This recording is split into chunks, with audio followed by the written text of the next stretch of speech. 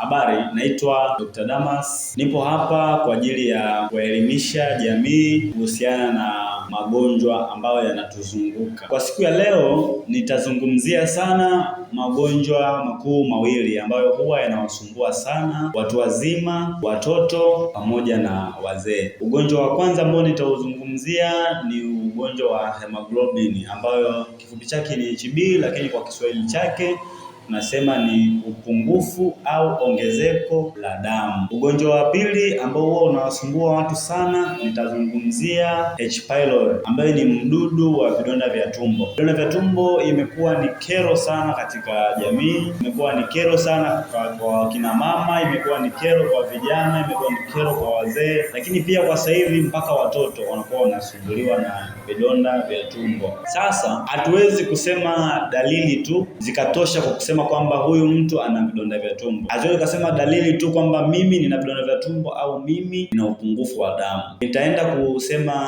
dalili moja moja, lakini pia nitaelezea kwa ufupi kuhusiana na wingi wa damu, kuhusiana na H. pylori ambayo ni mdudu huyo wa vidonda vya tumbo, kwamba anatokaje, mtu anakuaje na vidonda vya tumbo, anavipata vipi. Kwa leo nitaongea kuhusiana na mambo mawili. Nitaanza na hemoglobin ambayo ni HB.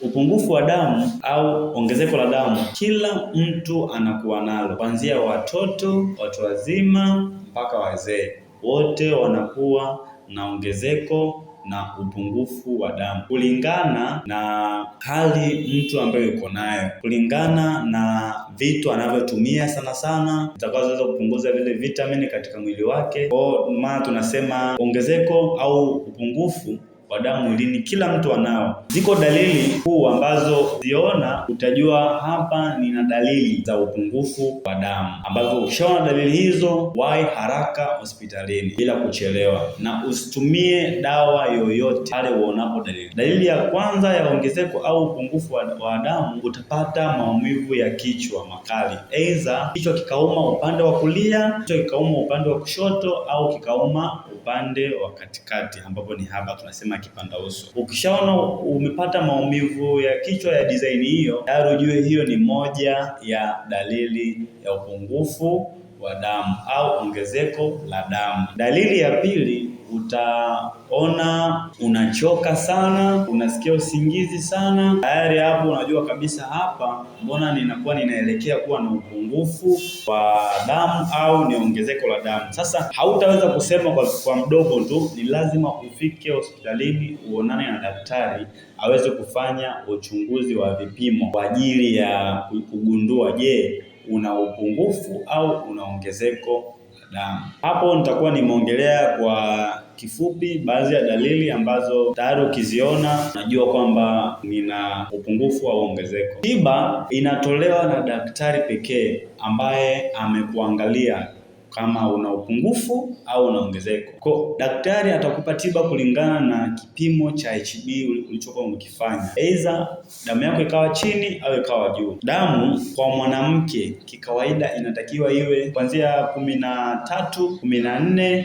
15. Huyo ni mwanamke. Kwa ukiona damu mwanamke imekuwa kuanzia 11 kushuka chini, tayari tunasema huyu mtu ana upungufu wa damu. Kwa mwanaume damu inatakiwa ianzie 14, 15, 16, 17 at least, tunasema damu yake iko vizuri. Kwa ukiona umekuwa chini ya hapo au umekuwa juu ya hapo, tayari unajua tayari ni shida katika damu, aidha una ongezeko la damu au una upungufu wa damu. Hizo ni baadhi ya dalili. Tiba yake inatakiwa baada ya kupimwa, pale ndipo daktari atapendekeza dawa muhimu ambayo utaitumia kwa ajili ya kunywa, ambayo itakusaidia katika kuongeza au kuiweka sawa damu yako. Kwa sababu kwa mwanamke damu yake ikishakuwa 13, ina maana hiyo ni ya kwake tu, hiyo hawezi kuitoa wala hawezi kuiongeza, itakuwa iwe icheze hapo. Kwa isishuke chini hapo, isiongeze. Kwa daktari akishajua average ya damu yako, tayari hapo atakuwa anajua ni namna gani ya kukushauri vizuri ili kusudi usiweze kutumia dawa ovyo. Hapo ni kwa upande wa damu. Tukija kwa upande wa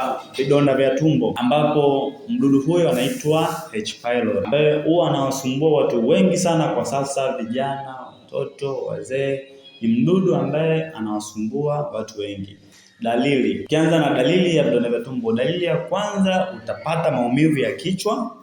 Dalili ya pili, utapata maumivu ya tumbo. Dalili ya tatu, utapata kinyesi kigumu. Dalili ya nne, utapata kiungulia. Dalili ya tano, utapata kichefuchefu, na dalili nyingine na nyingine na nyingine. Ila uonapo dalili hizo za awali ambazo nimeziorodhesha, ni lazima uhakikishe umefika hospitalini kwa ajili ya uchunguzi zaidi. Ukianza na dalili ya kwanza ambayo ni maumivu ya kichwa. Maumivu ya kichwa imegawanyishwa, na vidonda vya tumbo vina stage. Stage ya kwanza utapata hizo dalili ambazo nimezisema.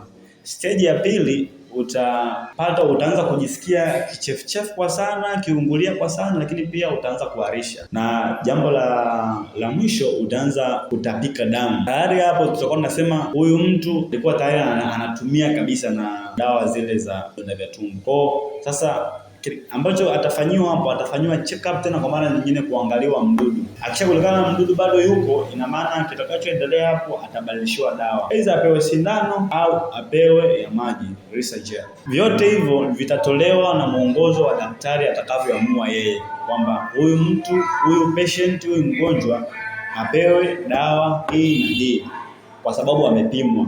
Jambo la mwisho, usitumie dawa yoyote ya vidonda vya tumbo ingawa hauna vidonda vya tumbo, ingawa kwa kuona tu dalili ukasema una vidonda vya tumbo. Fika hospitalini, pimwa, mpe daktari, mwelezee daktari symptoms zako zote, alafu daktari atajua anakupima nini. Kwa leo nafikiri naweza nikaishia hapo kwa kuelezea magonjwa haya makuu mawili. Kama una swali lolote, unaweza ukaweka kwenye comment, unaweza kauliza pale na ukapata majibu vizuri na ufafanuzi zaidi. Asanteni sana.